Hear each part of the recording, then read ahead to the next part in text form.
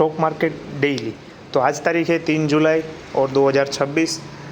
कल का मेरा म्यूचुअल फंड पोर्टफोलियो अपडेट हो चुका है। जैसे कि आप देख सकते हो करीबन 4000 का गेन दिख रहा है। करंट XIR 26.99 का है, करीबन 27 ही हम इसको गिन सकते हैं। करीबन मेरी वैल्यू इन्वेस्टेड वैल्यू है 5,36,000 और करीबन मेरा टोटल पोर्टफोलियो का अमाउंट है 6,25,000, जिसमें से करीबन 89,000 का मेरा गेन दिख रहा है। और कल एक दिन का गेन की बात करें तो वो करीबन 4,000 का गेन है। अगर हम टोटल फंड वाइज गेन देखें, वन डे चेज जिसको हम बोलते हैं, तो वो है कॉन स्मॉल कैप में 2,200 करीबन, एक्सिस स्मॉल कैप में है 972, मोतीलाल ओसवाल मिड कैप में 482, ICICI का जो मेरा शॉर्ट टर्म डेट फंड है जिसमें 55 रुपीज़, परक पारेख का फ्लेक्सी कैप है उसमें 264 रुपीज़, निप्पॉन का लार्ज कैप में 36 रुपीज़ और मोतीलाल ओसवाल का जो नेस्डेक का फंड है मेरे पास उसमें 73 रुपीज़ का गेन करीबन दिख रहा है। कल मैंने SIP भी करी थी, वन टाइम इन्वेस्टमेंट जिसको बोलते हैं, करीबन कॉन स्मॉल कैप में 15,000 और एक्सिस स्मॉल कैप में 2,500, मोतीलाल ओसवाल में 2,500 और ICICI का शॉर्ट टर्म डेट फंड में 5,000। मैं डेट फंड में इसलिए डाल रहा हूँ क्योंकि वो अगर मार्केट करेक्शन आए तो 10-15%, हमें नहीं पता कब मार्केट करेक्शन आए, आज आए या कल आए, तो उस टाइम हमारे पास इन्वेस्टमेंट के लिए कुछ बचे।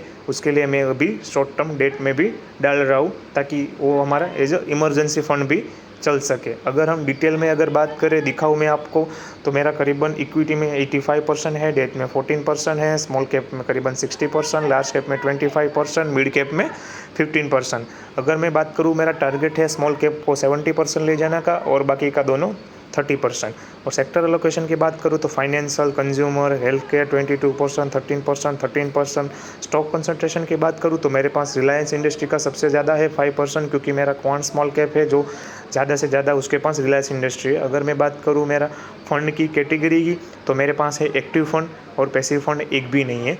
तो ये था मेरा म्यूचुअल फंड पोर्टफोलियो जिसकी करीबन वैल्यू है 6,25,000, जिसमें से मैंने 5,36,000 डाला हुआ है और करीबन मेरा XIR है 26.99 जो एक्टिव है और लाइफ टाइम का है 26.70।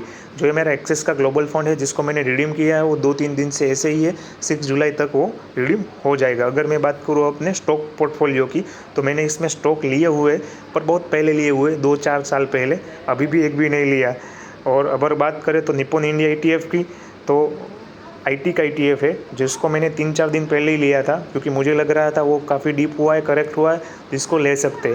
कुछ बोल नहीं सकते IT कब वापस अपने लेवल पर आए या फिर ना भी आए, और आए तो कब तक आए। तो इसका मैंने गेम खेला है, हो सकता है आज ना को 1 साल में आए, 2 साल में या फिर 3 साल में भी आए, बट हम है लॉन्ग इन्वेस्टर, तो हम लॉन्ग इन्वेस्टर की तरह ही सोचते हैं और सोचेंगे, क्योंकि अगर इसमें भले 5 साल लगे मुझे कोई दिक्कत नहीं है वापस आने में। तो दैट्स इट, ये था मेरा स्टॉक मार्केट का पोर्टफोलियो जिसमें मैंने करीबन 27,000 है, जिसमें से मैंने 25,000 डाला हुआ है, जिसमें करीबन 2,000 का प्रॉफिट चल रहा है। तो ये था मेरा आज का पोर्टफोलियो। कल वापस आना स्टॉक मार्केट का अपडेट लेने के लिए। Thank you very much for the watching. If you like it then subscribe it and do like. If you have any doubt please comment section because I have a mutual fund experience since 2-3 years. If you have any doubt you can comment down.